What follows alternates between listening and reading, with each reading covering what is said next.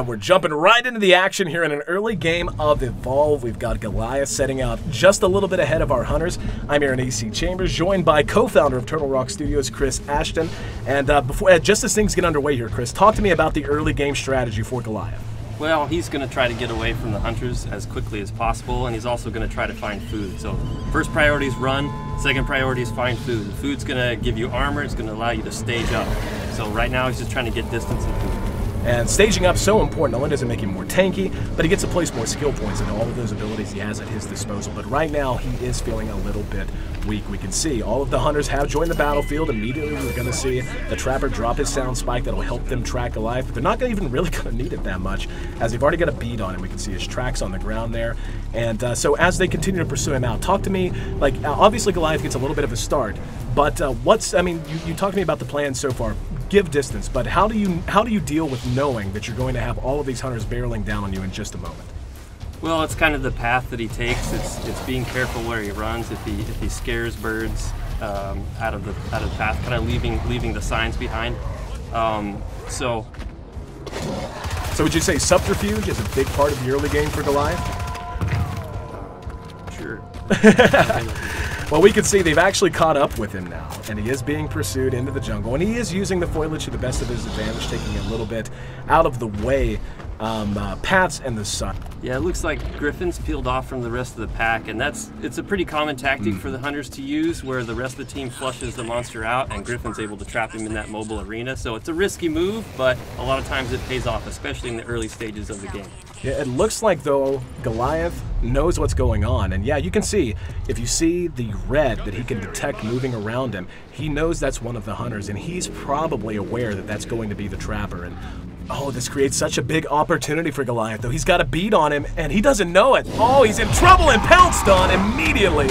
And this is one of those risks you run, and it's right at the core of all the mechanics here in Evolve. The fact that as one, you're just not powerful enough to deal with it. As four, though, at this stage especially, you can go to town. Now, he's incapacitated but not dead, firing his pistol. They're going to try to get him back up as quickly as he can now. As we see Goliath begin to fight, I mean, is this a fight he really wants to take, or is he just trying to do some damage and eventually create some space? I think, when he had Griffin down, he had an opportunity there. Anytime you get one guy down, the fights go in your favor, but they picked him back up. So at this point, if I was Goliath, I'd start looking for an opportunity to get out of there. You kind of see how well your offense is going, and if it's not going well, you tend to try to get out. We can see he is taking a lot of damage, and now that all four are up, we can see all of their abilities beginning to synergize. We can see the shielding and the healing coming out from the medic, the shielding coming from the support. We can see our Trapper is getting more and more involved. He's hitting very good harpoons. His harpoons borderline immobilize the Goliath, and he has to deal with those before he can do much of anything else. And of course, our assault class, who is up front, close and personal, wants to tank the damage and wants to deal as much damage as he can.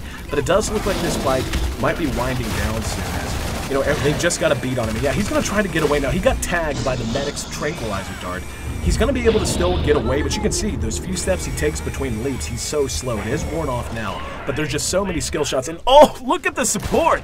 Got caught out by one of those native plants on the map. And as we see Goliath try to find some space and something else to eat, talk to me about the design of the map itself and why it plays such a role in such a competitive game. Well, we wanted it to really be another player in the game, and in a sense, the environment is a third player between the AI and the environment, the carnivorous plants. These things create opportunities for either team to take advantage of. Oh, and we can see that carnivorous plan has given the Goliath quite an advantage. It allowed him to create some space. They had to bust him out. It slowed the hunters down, and now he's going to rank 2. He's leveling up to stage 2 in his evolution. Oh, he's got such a good high ground position, coming from downtown with a big smash, and that's going to send them scattering. Now it looks like he doesn't want to fight, just wanted to do what damage he could to throw them off base, to get them confused, but we see our Trappers right behind him, helping to slow him down, hitting those harpoons. Let's see if he can catch up with him. Yep, he's got the mobile arena ready to go. Gonna try to toss that out in front of him, then hit him with the harpoon. There he goes, he's let it go, and the leap, not enough! Harpooned him from behind, and now he's trapped. Now this is one of the biggest gameplay mechanics as well, that mobile arena. Talk to me about what that means for both the Goliath player and for the hunter. For the Goliath, it means he's trapped in there for a certain amount of time. For the hunters, it's an opportunity for them to chew through his armor and to do some permanent damage.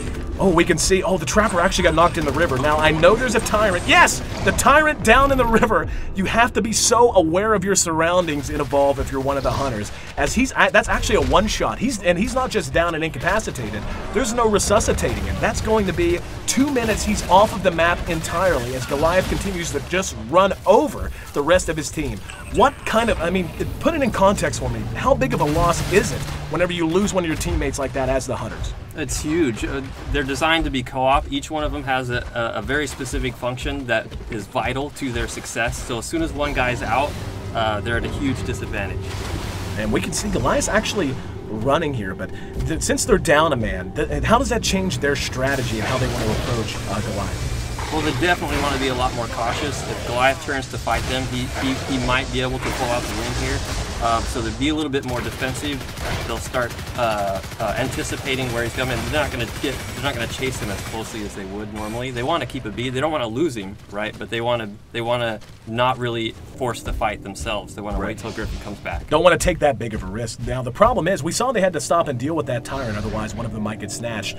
Goliath is actually utilizing one of the best comeback mechanics. We can see how banged up he is. A very nice visual system of damage. He's bruised, he's bloody, and you can't regen health in Evolve if you're the monster, but what you can do is feed on wildlife and regen your armor, and that allows you to be just so tanky. And it looks like that's his #1 priority right now, as the hunters just wait on their Trapper to get back on the map. But, you know, and now that they know that he's coming back in, we see already the mines being laid. Talk to me about the strategy we're seeing employed by the hunters right now. So they're really just trying to turtle up at the moment. They're trying to wait. Griffin's got 30 seconds to come in, so all they're trying to do is last that 30 seconds before Griffin comes back. Another big smash, but he's able to corner 2 of them. Now 20 seconds right now, it seems like such a short amount of time, but just look at how much damage the Goliath is doing as they're waiting for him to come back in, and lacking that immobilization means they can't kite him effectively. That's why he's able to charge on top of them, why he's able to bang them down so damn hard. And yep, we're going to see already the medic is down. Nice play from the support though, using the burst stealth ability, that's his class ability. Bought some time for everyone to kind of reset, but they're still hurting. In the meantime though, the Trapper's just about to parachute down. The fight's raging on, but talk to me how they're going to try to change this up now that they're back to full strength. They're just waiting for Griffin to get back in. Assault's going to try to draw his attention. That lightning rifle does a ton of damage, so he'll try to draw the aggro and use his personal shield to negate that a little bit. And oh, we're actually going to see another incapacitation on the support. Losing the support is just crippling. You know, you don't have the orbital strike that you can call in, you don't have the personal shielding, and this is going to happen when you don't have that. However, with the Trapper back in, that's going to give them a chance to maybe kite him, but so far, no good harpoons. He's just continuing to deal massive amounts of damage and run over this team who is once again running at 3/4 strength. We're going to see, yep, potentially another incapacitation. But he's setting up, he's landing another smash, and yep, there we go. One's down, that's going to be the medic, and the Goliath just continuing to pound away, setting up a huge assault on the, no! Oh, you jerks! Cutting the feed at the very last minute. That's not fair, man.